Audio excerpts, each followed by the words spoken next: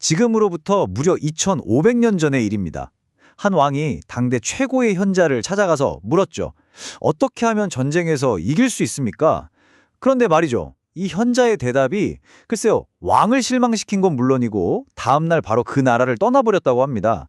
오늘 논어에 나오는 이 짧지만 아주 강렬한 이야기를 통해서 진짜 리더십이란 힘이 아니라 지혜에서 나온다는 게 무슨 의미인지 한번 파헤쳐 보겠습니다. 여러분, 진짜 강한 리더는 뭘로 싸운다고 생각하세요? 뭐 강력한 군대? 아니면 뛰어난 전략? 그것도 아니면 막대한 자본일까요? 오늘 우리가 살펴볼 이야기는요, 이 모든 걸 뛰어넘는 어떤 근본적인 힘에 대해 이야기하고 있습니다. 때는 바야흐로 춘추 시대, 위나라에 영공이라는 왕이 있었어요. 이 왕이 당대 최고의 지성으로 불리던 공자를 찾아가서 아주 현실적이고 또 시급한 질문 하나를 던집니다. 자, 논어에 나오는 원문은 이렇습니다. 위나라 영공이 공자에게 군대의 진법, 그러니까 전술에 대해 물으니까 공자가 이렇게 대답해요. 제사 지낼 때 쓰는 그릇에 대한 일은 들어봤지만 군사에 관한 일은 배운 적이 없습니다. 라고요. 그리고 바로 다음날 정말 아무 말 없이 그 나라를 훌쩍 떠나버립니다. 왕의 질문에 대답을 거부하고 그냥 떠나버린 거죠. 왕의 질문은 사실 아주 명확하고 간단했어요. 어떻게 하면 전쟁에서 이깁니까? 그 혼란한 시대에 군주라면 당연히 이게 가장 큰 관심사였겠죠. 공자한테서 아주 실용적인 군사 전략을 배우고 싶었던 겁니다. 하지만 공자의 대답은 정말 단호했습니다.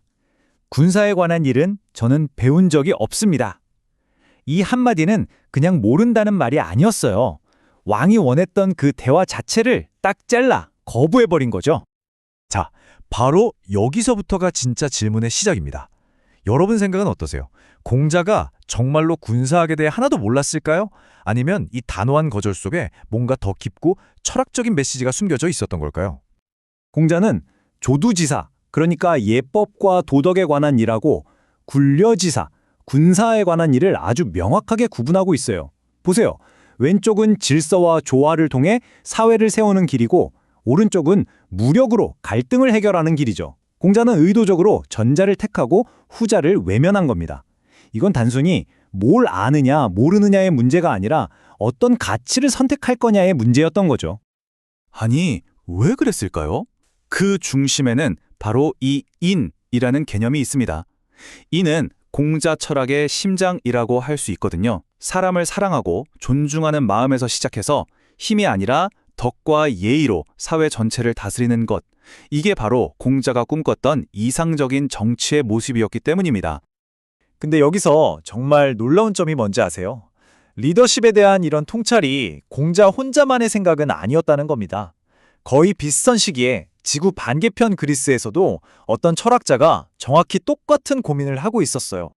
바로 고대 그리스의 플라톤입니다. 플라톤은 이상적인 국가를 다스릴 지도자로 철인왕을 제시했죠. 자, 표를 한번 보세요. 왼쪽에 공자는 핵심 개념이 이상 국가는 덕치입니다. 덕으로 다스리는 나라죠. 오른쪽에 플라톤은 핵심 개념이 정의, 이상 국가는 철인 정치, 즉 지혜를 가진 철학자가 다스리는 나라였어요. 표현은 좀 다르지만 결국 둘 다 진짜 힘은 무력이 아니라 지혜와 도덕에서 나온다는 점에서 정확히 같은 결론에 도달한 겁니다. 신기하죠? 우리가 보통 학문과 무예를 다 잘하는 사람을 보고 야, 문무를 겸비했다 이렇게 칭찬하잖아요.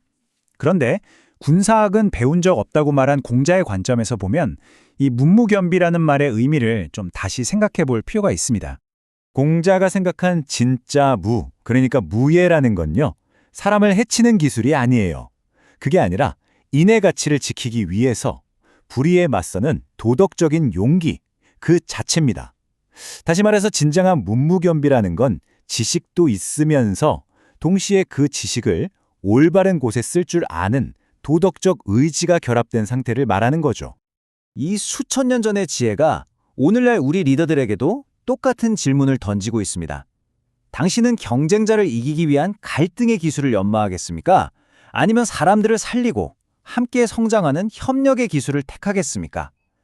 시장 점유율 뺏어오는 전략에만 골몰하는 리더가 될지, 아니면 직원들과의 신뢰를 쌓아서 지속 가능한 성장을 만드는 리더가 될지, 그 선택이 바로 공자가 보여준 두 갈래 길과 정확히 똑같은 겁니다. 자, 이제 우리는 공자의 대답이 가진 가장 깊은 의미에 도달했습니다. 배우지 않았다는 이 말은 저는 몰라요 라는 단순한 고백이 아니었던 겁니다. 이건 나는 그런 지식을 추구하지 않겠습니다 라는 아주 강력한 윤리적 선언이었던 거죠. 무엇을 배우지 않을지 결정하는 것, 이건 내가 어떤 가치를 지키면서 살 건지에 대한 도덕적인 경계선을 긋는 행위와 같아요.